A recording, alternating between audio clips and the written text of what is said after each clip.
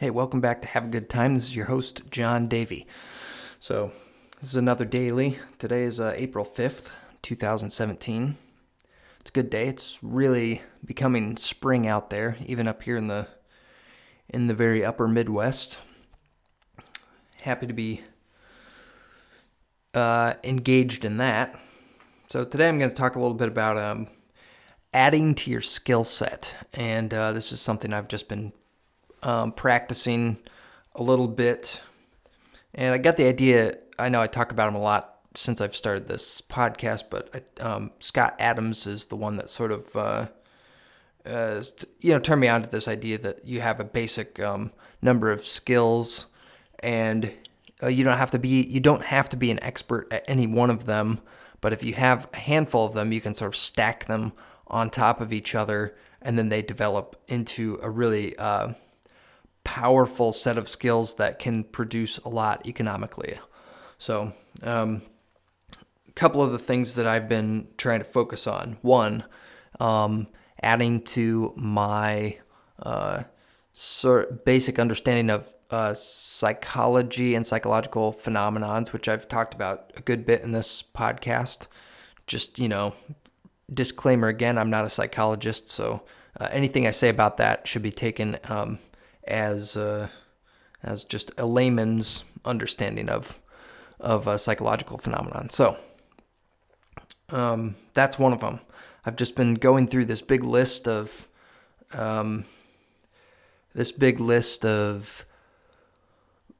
cognitive biases on Wikipedia, which you can also do, and I suggest everybody do. Just look up cognitive biases.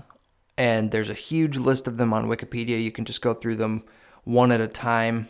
And it's a good thing to be continually adding to your understanding of how the human mind works and how people interact with each other. And I suggest it to everyone, and it's a lifelong process. So don't think you need to cram all of this information into your brain all at once, but it's a good thing to do over time. So that's my suggestion for increasing your understanding of psychology. And it's a great conversation piece because topic for conversation is a good icebreaker. Everybody's interested in how the human mind works because we all have a human mind. Even, people who are not, particularly like super intelligent or anything are at least fascinated and want to engage in that conversation. So I think that's a good way of being able to engage people, and it's a good starting point for a lot of things, just in understanding how and why people interact with each other the way they do. So another one is that I haven't sunk as much time into yet, but is kind of I have done a little bit of reading about and just looking at things online about is the basics of design, and maybe I'll do a whole show on that, or have somebody who's well versed in that topic come on the show and we can discuss it. But the basics of design, just getting that sort of in place.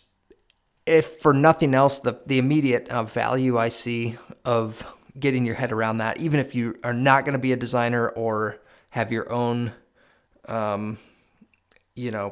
website or whatever, just being able to distinguish quality from that which maybe detracts from what you're trying to communicate through your design. So, I think a common trope is pointing out how, the font Comic Sans or Papyrus makes your advertisement look really bad. That's kind of a thing that defines part of this recognition of good design versus bad design, and being able to distinguish between the two. It's illustrative. I don't know which way to say that, but maybe you guys can tell me which pronunciation of, is it illustrative or illustrative? Help me out. Okay, so that's the second one. We can talk more about that later. Thirdly, then one I was talking with my partner this morning about is the basics of accounting. I've been sort of in my off time or downtime at work and at home, I've been just hopping on Wikipedia and reading. There's a lot of information on accounting on Wikipedia, then it has all these rabbit trails that shoot off from it into these sort of other spheres. But I've been learning at least just some of the jargon and how to sort of wrap my head around that information. So that's been rewarding. The thought popped into my head the other day, like, what if and this has never occurred to me, and if you would have said that I would have had 2 years ago, if you would have said, in 2 years, you'll have the thought that, what if I could eventually be an accountant? If you would have told me that I was going to entertain the idea of being an accountant, I probably would have laughed in your face and not really felt sorry about it. So, but it did pop into my head yesterday as I was reading some about accounting. I was like, I derive a certain degree of pleasure out of just sort of examining my own finances and seeing where, my money is invested and stored, saved, what I'm spending, all of that stuff. It's something that kind of corresponds with this aspect of my personality that has a tendency to obsess over something. And so the fact that that's kind of a common part of a daily part of my life, being able to obsess over something, I think would, if in the event that I wanted to pursue, being an accountant, that's certainly that's an aspect of my personality that would serve me well in that pursuit. I'm not saying I'm going to do it, but I'm sort of looking into it and just considering some different angles and just entertaining the possibility of it. And okay, so that kind of leads me to the last one here, which is investing basics. And I actually, before I left Nashville and moved up here to Michigan, I downloaded this app on my phone called Acorns. And I've if you follow me on my personal Twitter or Facebook at all, I've talked some on those platforms about accounting and about specifically the app Acorns. There's a whole bunch of them that you can get that are like savings, and you can do these like little micro investments and stuff. But within that app, I've actually learned a good bit about just sort of diversification of a portfolio, why that's important, and actually seen real-time examples of that with my own money, where it's like, here's why it's important to have sort of a broad array of, stocks and bonds backed with and then also have money in like hard currency to protect that investment. And I've seen that actually take place in real time, following market fluctuations and stuff like that, tied to, geopolitical events or whatever, like big companies investing and saying they're going to create a certain number of jobs in different sectors and all this. So the investment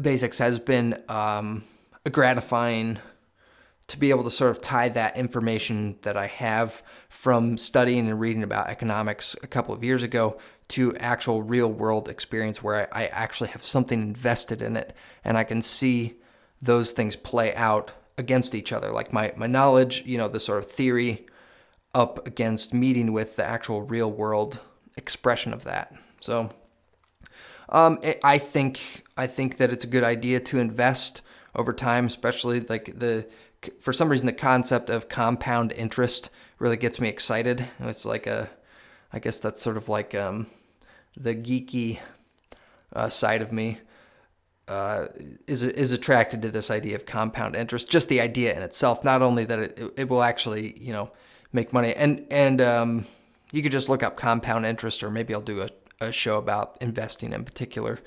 But it's been gratifying, and I'm sort of stretching my legs out a little bit on that and trying to do a few different kinds of investments. And I think I talked to maybe last week sometime.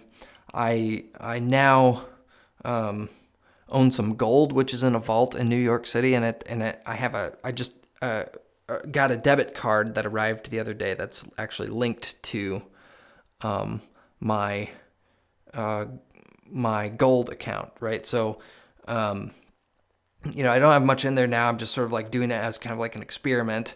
But it's kind of cool after having read Austrian economics for like a couple of years and listening to lectures and reading books and all this stuff to actually own now some of my own gold. I don't know why I get so excited when I talk about this, but there you have it. So if anybody has any questions about that, I'd be happy to talk about it on the podcast. I'm hoping to get some more guests and conversations going as part of the podcasts. People seem to like that. Those videos and files on SoundCloud are getting the majority of the views and listens. So I appreciate you guys listening, commenting. Hit the like button, hit the subscribe button if you haven't already, and let's spread it around to a friend if you're interested. So yeah, today the skill set, taking your various basic knowledge of skills and stacking them on top of each other in order to make something more productive and more powerful than the sum of its parts is a great concept, and I think it's really useful in itself. And if you can do that, if anyone has actually some other things that they think should be the baseline, basic addition to your toolkit, your skill set, throw it at me, and maybe I'll talk about it or start to integrate it into the show or something. So, thanks very much for listening. This has been your host, John Davey, on Have a Good Time.